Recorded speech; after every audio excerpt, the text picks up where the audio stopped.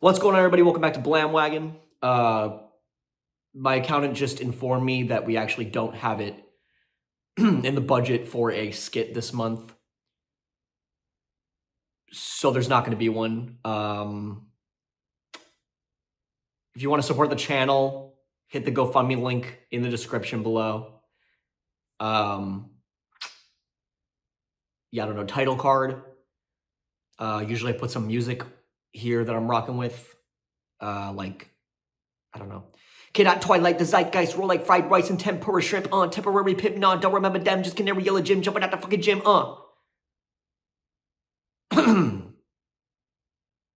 So yeah, you guys know the drill. I'm gonna go over everything I listened to in the month of January. I'm gonna give you a rating, gonna give you a review, tell you what I think is worth your time or not, you know the vibes.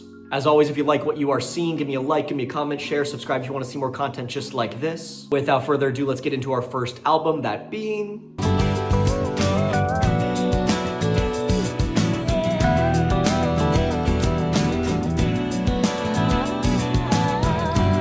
Twilight by Bowie. Wanted to start the year off strong with a record that I've been wanting to peep into for quite some time now. It is a breezy and whimsical album rooted in that classic early 2000s alt-rock sound. In fact, I found a majority of the material on this record to be incredibly reminiscent of some of the Cranberries material or even some of Akira Yamaoka's work. The vocalist has such an ethereal sound that felt somewhat Bjork-esque in her delivery. Duvet is the easy standout here, one that has truly stood the test of time and has even transcended beyond being just a great alt-rock tune. It's a track that feels ahead of its time even today. I was hoping the momentum that track promises would carry all the way through, but the middle of the record is a little hazy and derivative. I was really hoping for some more variety, but it felt a little more sparse than I wanted it to be. I also wasn't rocking with the male vocal track One Day, which felt oddly placed amongst the rest of the record. Regardless, Twilight is a somewhat hidden gem that we don't really talk about nearly as much as we should. A great record that has plenty to return to. And I'm going to give Twilight an 8.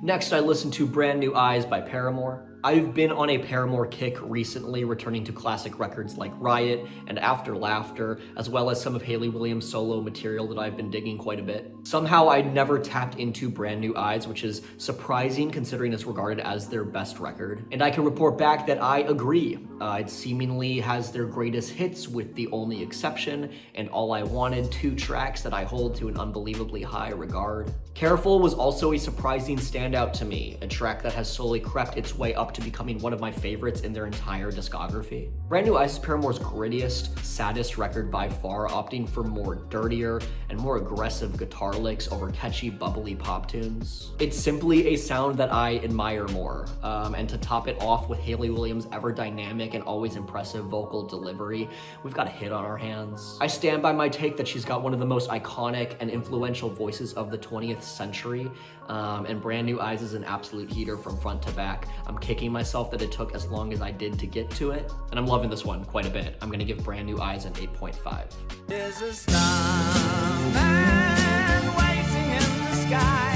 He'd like to come and meet us, but he thinks he'd blow our minds. Next, I listened to The Rise and Fall of Ziggy Stardust and the Spiders from Mars by David Bowie. What is there to say about David Bowie that has not already been said? Right? Heroes is one of my favorite songs of all time. Space Oddity and Starman have followed me from my youth to adulthood, and Bowie himself has inspired and influenced most, if not all, of my favorite artists working today. I have a lot to thank this guy for, and The Rise and Fall of Ziggy Stardust is a far more consistent record than Heroes, even though I personally think that's a strength of Heroes. With every track feeling like it belongs with one another, creating a world for the listener to live in for 38 minutes. It's on paper a perfect record, one that feels so unbelievably effortless, but also so meticulous, strategic, and brilliantly executed. Every song is a hit, a couple of which are generational and truly unadulteratedly timeless. It's the pinnacle of glam rock, never corny or awkward, but living in the moment and thriving while doing so. An album that I really need to live with because I got to it so late, but as it stands, yeah, it's Good. And I'm gonna give the rise and fall of Ziggy Stardust a 9.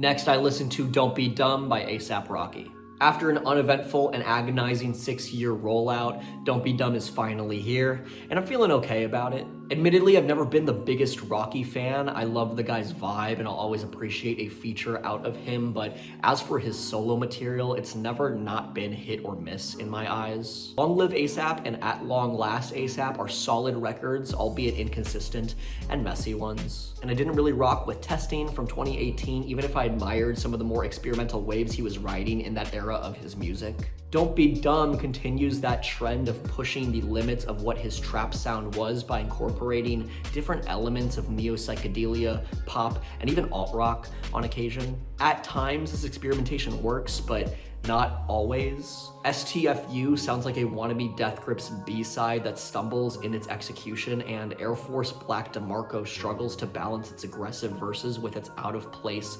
alt-pop hook. But tracks like Helicopter, which blend his traditional trap sound with rage elements, or Punk Rocky, which is a full-send alt-rock track, feel wildly successful and refreshing. Don't Be Dumb is a fun listen, but at the expense of its cohesiveness as a record in totality, which is a bold and confusing move for his big return to the musical sphere, but it could have been a lot worse, and I'm gonna give Don't Be Dumb a 7.5.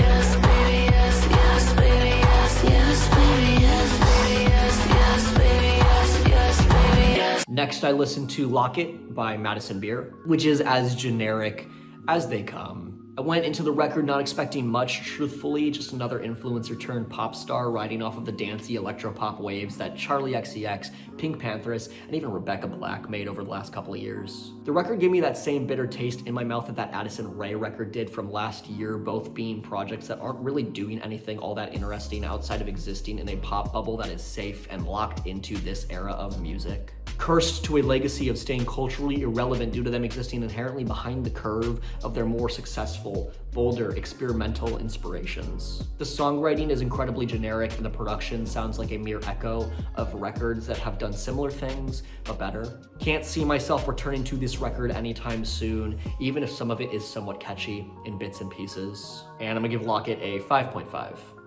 I'm taking thirst drops in the mirror and over. I think I look bad, so I change the lighting. Next, I listened to Who's the Clown by Audrey Hobert. How funny is it that I listened to this twice, thought, damn, this sounds like Gracie Abrams, before realizing that she co-wrote most of Gracie Abrams' own material.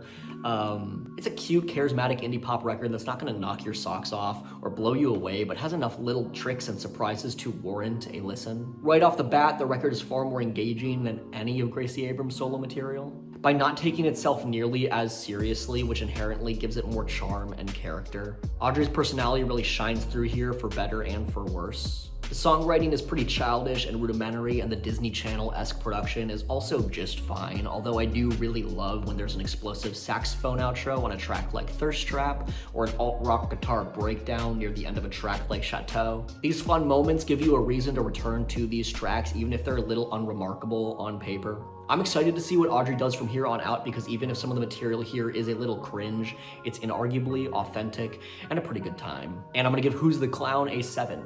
I love you more than the sinking sun. Shadows are gone, I'm not sure that you bought it. Next, I listened to Death in the Business of Wailing by Searows. Feel a little torn on this one, honestly. It's an admittedly touching and lovely listen. Alec has a wonderful voice, one that stood out to me when I initially heard Guard Dog however many years ago. The record has some luscious, haunting instrumentation and production to back his soft vocals. However, the album is so unabashedly derivative of artists like Phoebe Bridgers and Ethel Cain that it struggles to have a unique identity of its own. And when I say derivative, I mean this dude literally sounds almost identical to Phoebe Bridgers. I might as well be listening to Phoebe Bridgers. Obviously, I'm biased towards this sound, Phoebe Bridgers and Ethel Cain being two of my favorite artists of all time, but this record is very much a I've heard this before situation. And when we've already got Phoebe Bridgers, why would I take a record that sounds like her over the real thing? There are a handful of really sweet moments on this record, and it is well crafted, but it runs the risk of feeling like a carbon copy of its own inspirations. And I'm gonna give Death in the Business of Wailing a 7.5. Up in the sky, it's all Auburn. They said, bro, it's all in your locks, bro, no problem. Look up in the sky, it's all Auburn. They said, bro, it's all in your locks, bro, no problem. Next, I listened to My Ghosts Go Ghost by Bystorm. I've always struggled with experimental hip-hop of this nature, admittedly feeling almost avant-garde over experimental. It's not music in the traditional sense that I've learned to understand it. There are moments of melody, but Bystorm does their best to derail what you think is happening at nearly every twist and turn. Their last record, As Injury Reserve, by the time I get to Phoenix, was similar in sound and approach, though given the context of the record with Groggs' sudden death and the fallout from that moment, the unfamiliar sound made sense. With My Ghosts Go Ghost, it seems that wasn't ever a fluke and that this is the direction that they are taking their sound from here on out. The production on this thing is incredibly nuanced, dense, and meticulous. It is absolutely the standout element of this record, with Richie's vocals actually being the hardest part for me to swallow. He's a unique songwriter, but his vocal delivery lacks any sort of cohesion or consistency. Take the nasally chorus on Grapefruit or the almost unintelligible droning chorus on Deadweight. It makes for a pretty jarring juxtaposition, even if it's a unique one. This is absolutely not going to be for everyone. Hell, it's not even really for me. But if you're into this sort of sound, then there is a lot to enjoy here. And I'm gonna give My Ghosts Go Ghosts a 7. On the highway and I'm thinking that I love her. On the highway and I'm thinking ain't no rubber. On the highway with my significant lover. Next, I listened to Octane by Don Toliver. In Don's defense, this is probably the best he's sounded thus far in his career, which is not saying much. I'm not a big Don Toliver fan. I've been pretty vocal about my lukewarm feelings towards him and his solo records. Lovesick and Hardstone Psycho are both incredibly forgettable, derivative, and one-note records that I've never spun more than twice each. He's always an alright feature, but just doesn't have the sound to carry a full-length LP on his own. Octane is no different, although I do appreciate the lean into a more aggressive sound at times. I can honestly say that I enjoyed the record up to the 5th or 6th track, but everything after that just starts to sound like the same generic Don Toliver slop. The songwriting is pretty egregious at times, especially on tracks like Rosary or Tuition, with some incredibly awkward and borderline corny lyrics. Not writing home about this one, but it's a little better than his previous outputs, and I'm gonna give Octane a 6. Let's not confuse the issue. Just play your great guitar.